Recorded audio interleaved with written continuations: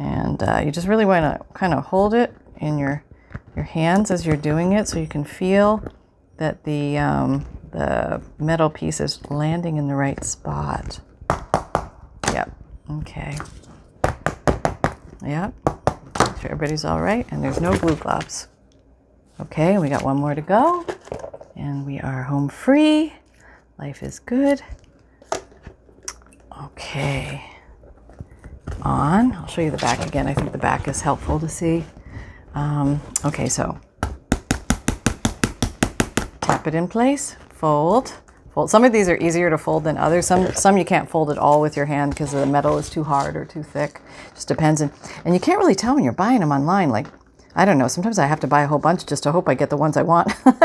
And I can't really tell the sizes that well, but they are sized, and some are a lot bigger than others, which is something I learned along the way. But they give you different looks, so it gives you a little variety, which is sort of fun. Okay, there we go. So let me back up so you can actually see what's going on here. Oh, no, hang on. There you are. Okay, let me get you organized. Okay, so here we are. We have this beautiful journal. Almost looks like Hawaii or something, doesn't it?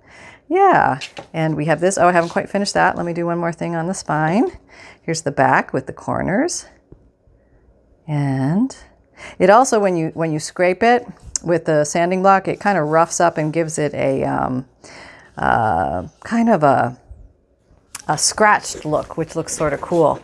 And if you want, you can come in and emphasize the edges of your spine with your dauber to give it more of a old world aged look. There's usually enough ink on the end of your dauber. And maybe you want to come around and do this a little bit. The corner's good because corners are handled a lot with books. Here. And something like that. So there you go. Now I could carry on and like with the other one, I had this trim coming down the middle. And let me see where the end was.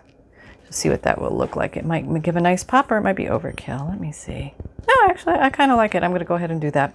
So let's do that. And I'm basically just going to run a little bead of glue right down the edge of this, just like the pop it gives. Okay.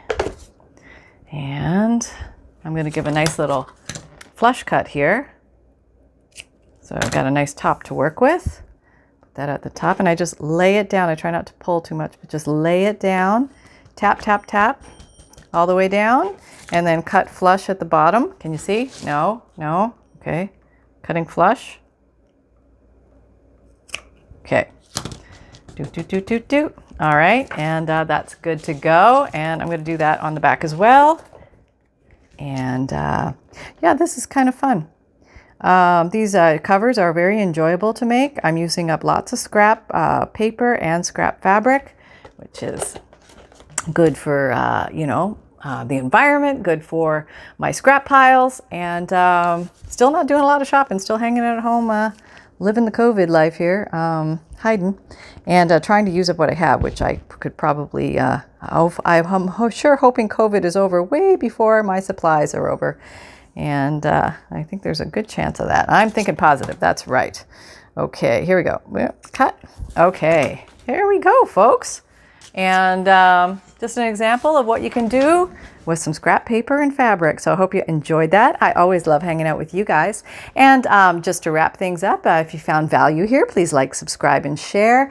And click the notification bell if you want to be notified of videos that come out. Oh, and the very end, I'm sorry, I didn't show you this part, but I use this stuff, Krylon Matte Finish Spray, and I only spray this on the book outside because it is very stinky.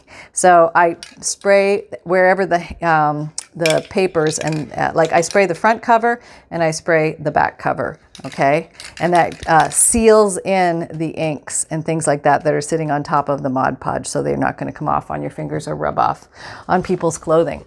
So again, Krylon Matte Finish can be found in most stores. I have links in my description box down below in my Amazon store. So if you're looking for any other tools and supplies that I use during my videos, There, you can also find those in the Amazon store link down below. And I have an Etsy shop with vintage digital kits, and occasionally I'll pop a journal or two in there for sale. I have a monthly emailed newsletter where you get a free digital image emailed to you, along with checklist of supplies and note from the bookmaker. My videos come out Mondays, Wednesdays, Fridays, and Saturdays, 7 a.m. Eastern Time. And what else? Playlists are linked at the bottom and at the end of my videos, and you can find me on Instagram, Pinterest, Etsy, Twitter, LinkedIn, Facebook. Come and join our Facebook group. We're having lots of fun there. Weekly and monthly challenges, very fun and friendly and very helpful people, and you're welcome to jump in, ask questions, show us what you make, and or you're welcome to lurk and just hang out. So remember that fun can be simple, and create with reckless abandon, everybody, and I will see you next time. Take care. Bye-bye.